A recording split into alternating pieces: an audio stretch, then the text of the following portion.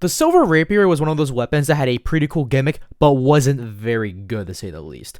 I mean, it had a decent heavy attack and some decent stats, but wasn't really anything special outside of being a very gimmicky weapon. The Crystal Spine was quite an improvement, but wasn't really, let's just say, too interesting compared to the Silver Rapier. I mean, I would say it's still a little more interesting, but just, it's not that much. The Rapiers so far that were mentioned are pretty decent or pretty good, but lack a lot of identity. That's where the Evil Needle comes in.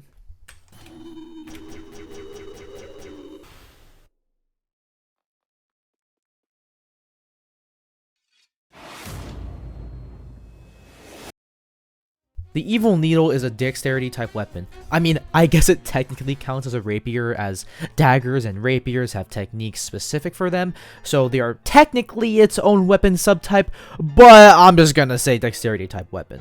Anyways, you can obtain the Evil Needle by gaining access to the Chaos Cultist Guild by doing the end questline and getting the guild to level 3, or Journeyman level by grinding rifts. The Evil Needle itself is also a pretty interesting weapon.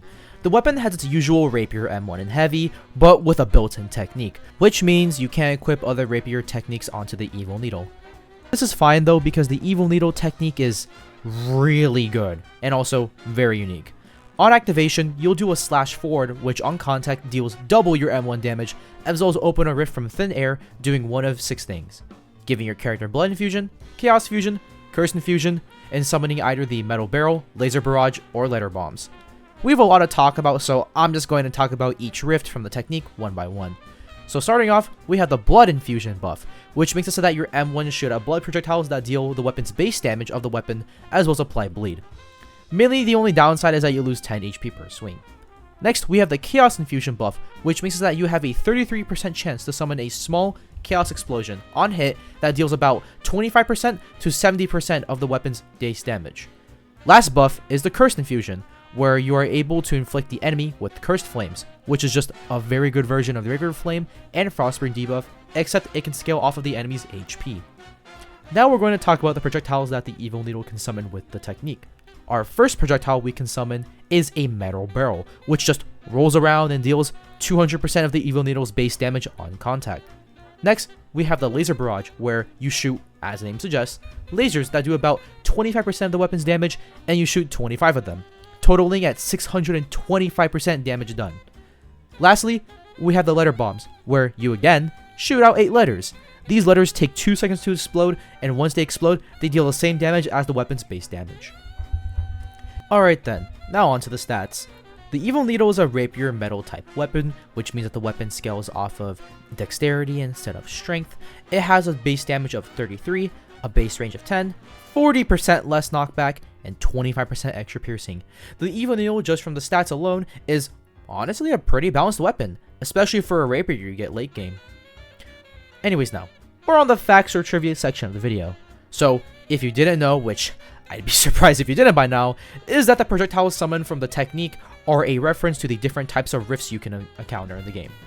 The laser projectiles is a callback to the Mirror Tangerini's and Mirror Eggy's laser attack. The barrel attack is a callback to the Eaterrock enemy because of the barrel on its head. And lastly, the Letter Bombs are a callback to the Lost Guy's alphabetical explosive attack. Okay, on to the builds. This time around, I have one build to show you guys, as it's probably the best possible build you can have for the Evil Needle, and here it is. So to explain why everything works in this build is pretty simple. So we have Patchwork because not only we get less defense and high crit chance, we get to heal very consistently without having to rely on regen, which makes it perfect for tanking. Speaking of tanking, that's why we have stuff like Juggernaut and Fearmonger. Aside from being, good tanking skills, they provide a huge damage boost to the build. We have Frying Pan, Sharktooth, Royal Antenna, Quirrelled Scalpel, and Delicate Ace as they are our main damage dealer items or skills. Obviously, Fire Evil Needle for fire stack damage, and it's an element so it works with Quirrelled Scalpel, Frying Pan, and Magic Fire Cap.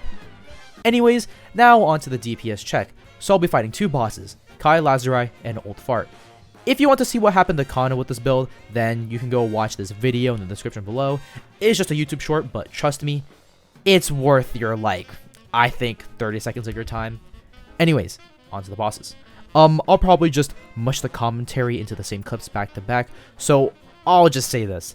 The Evil Needle absolutely fucked both Old Fart and Kai Lazarai. I mean, how was this even allowed?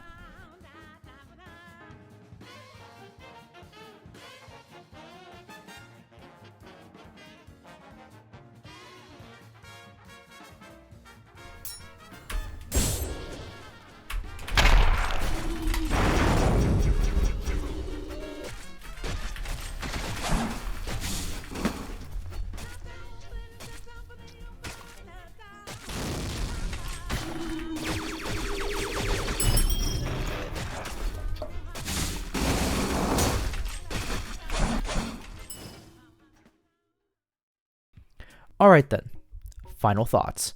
I have never been a huge rapier lover all that much. I get that at the time, silver rapier wasn't really that good of a weapon. It's a mid-game weapon after all. This pretty much lowered my standards for any rapier weapon gonna be added in the game in the future, because how I saw it was, the silver rapier getting the same gimmick to every other rapier. But after Evil Needle and Crystal Spine were added, my expectations were heavily surpassed, and what we got was probably the most creative weapon in this whole game. Anyways, on to the ratings. I give this weapon a good 10 out of 10 for obtainment. I mean, it's very fitting for, where you get it from, and it doesn't require some batshit expensive grind recipe like the other Rift weapons. I probably would have bumped this down lower because of how annoying grinding Rifts are, but since it's a guild level reward at a, relatively low level, I'll give it a pass for this. For the weapon itself, I give it an 8 out of 10. I mean, it's a rapier with pretty good stats.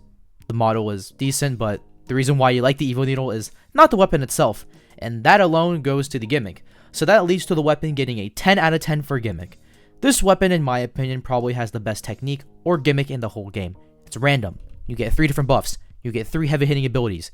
You get to do so much with this weapon, and it never gets boring because it's random, except actually good. Looking at you, Mysterious Charm.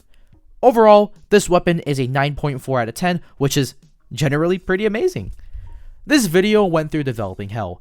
This idea has been in my catalog for I don't fucking know, 11 months. I know it's crazy, and this video has been chipping away at my mental for a while, and as promised, I made a video on this weapon, but, never got to it until now. Also, this is the day before my one of my AP bio tests. I was gonna study shit for it. I'm probably gonna stay up all night doing this video. I'm doing this till 9:31 p.m. Start school at 8:30. I am royally fucked. I haven't studied. I'm like an hour of material behind, but you know what? I'm doing this for you guys. Pilgrimmed! But anyways, if you guys enjoyed the video and you want to see more stuff like this, comment down below, like and subscribe, and we'll see you fellers next time. Goodbye!